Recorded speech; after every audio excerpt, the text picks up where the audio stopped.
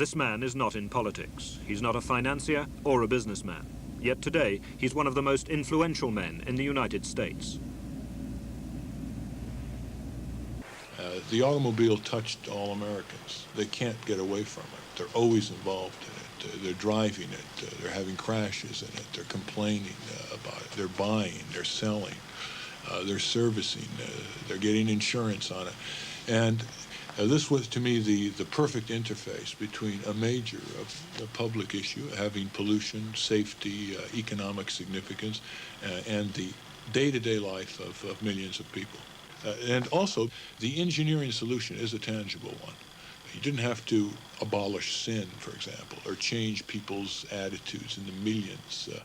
You basically had to say, we've got the resources, we've got the technology, we can develop these preventive safety features in automobiles, and they're going to work, and you can prove they're going to work. As our next witness for our next subject matter, we've asked that Ralph Nader testify here this morning with respect to... The battle with General Motors was the prototype Nader operation. Ralph Nader, our next witness.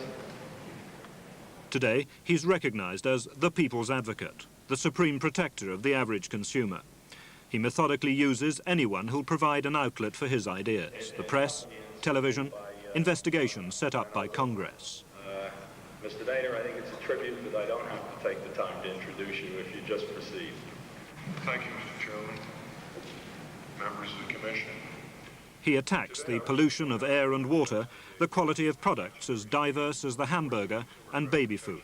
Nader may not have wanted to lead the simple ascetic life. In fact, he's done just that. Today, he's a remote figure, unmarried, working 20 hours a day, apparently invulnerable to any personal attack. And the lifestyle seems to suit him. He still lives in a simple furnished room.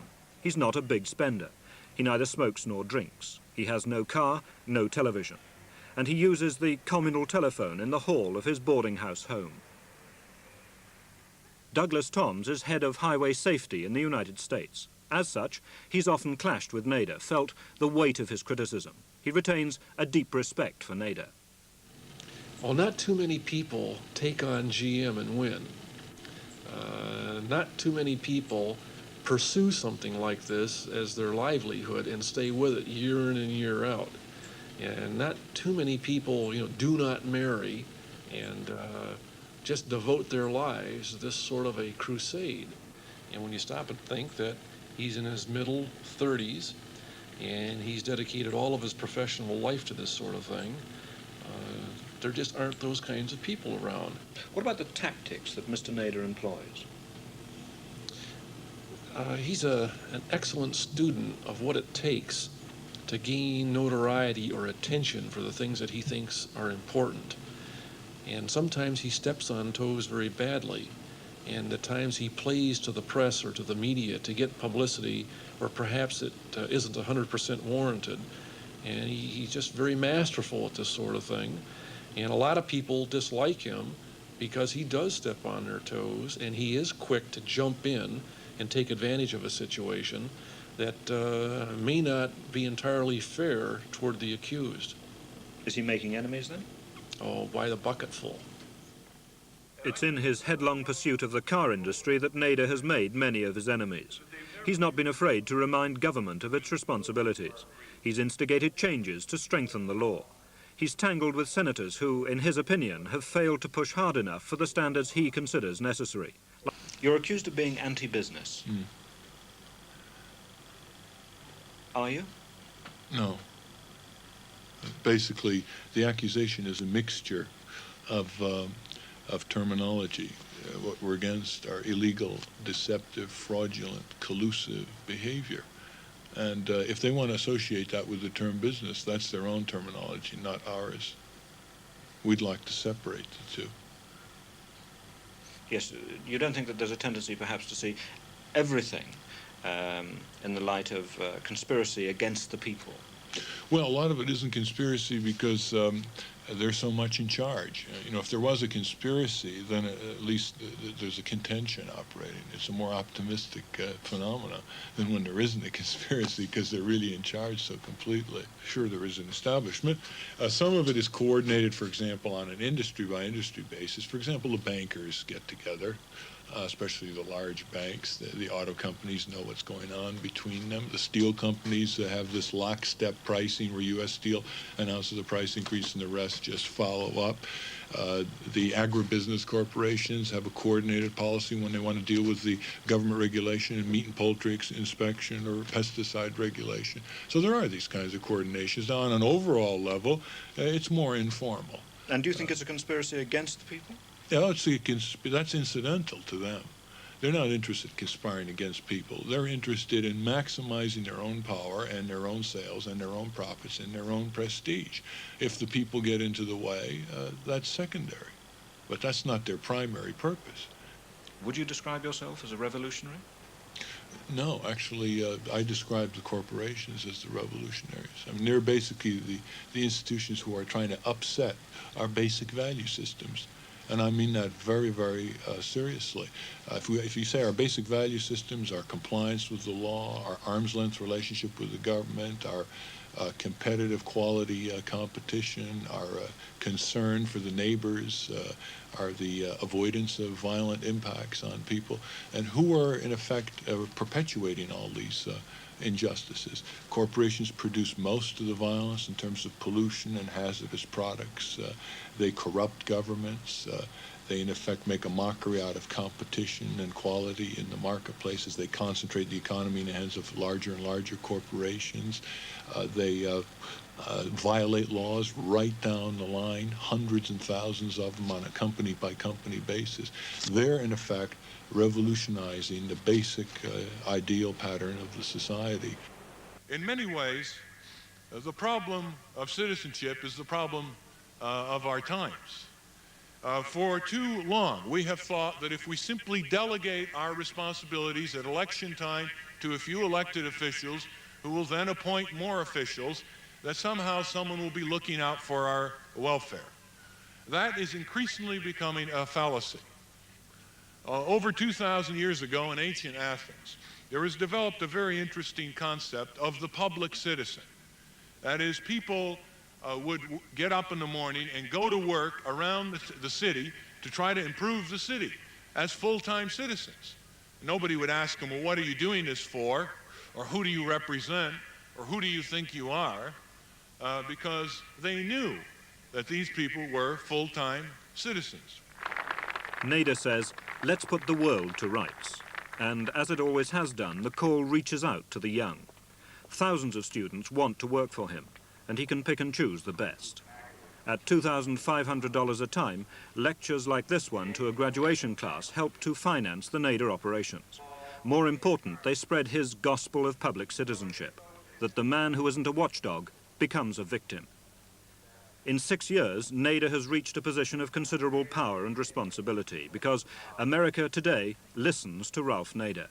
And if he's believed, it's because though his facts may be challenged, his motives seldom are. Amid the disillusionment with present-day politics, Nader's even spoken of as a possible candidate for the presidency. Isn't it almost inevitable that if you can see all these wrongs that need to be righted, that you should eventually want to seek the ultimate executive power in this country? The ultimate executive power doesn't have very much power. And that's the point. Even the president finds himself very, very restricted in what he can do by the special interests that have insinuated themselves into government as well as around government. What special interests? Are you saying that the president is influenced by big business? Yes, for example, suppose the president wanted to cut out the oil import quota and to eliminate the oil tax depletion allowance. The first thing that would happen would be that the campaign funds for the Republican Party from the oil industry would begin to dry up. The second thing that would happen is that other industries would begin making representations to the White House on behalf of the auto industry. The thing would build up in a kind of escalation of pressure. And the intricate quid pro quos between business and government, which keep government in such bay, would begin to go into effect. The issue basically now is whether we can build up enough democratic power outside of government in order to permit increasingly those inside of government to uphold their oath of office and perform in the public interest. But do you think that the government of this country is strong enough to impose a new morality on big business? And not at the present time. They have the authority to do so, that is, they have the constitutional and legal authority to do so.